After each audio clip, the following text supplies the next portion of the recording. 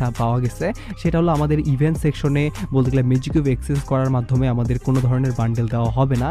যদি দেওয়া হয় সেক্ষেত্রে ম্যাজিক কিউব স্টোর থেকেই দেওয়া হবে।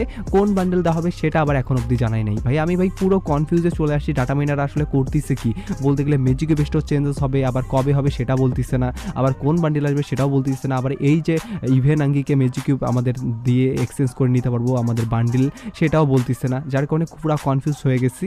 হয়তো বা আপকামিং সাথে যেহেতু পুরো একটা ম্যাজিক কিউব আমাদেরকে ফ্রিতে দেওয়া হবে, ও হ্যাঁ সেটার কথা যদি বলি, সেক্ষেত্রে বানের উপর ভিত্তি করে কিন্তু পুরো একটা তোমরা ম্যাজিক কিউব ফ্রিতে পাবে। এই ব্যাপারটা কিন্তু অনেকেই জানো না, তাদেরকে বলি ভাই আমাদের অনেক বলতে গেলে কোলাবরেশনের মধ্যে কিন্তু বলতে গেলে ম্যাজিক কিউব দেওয়া হয়।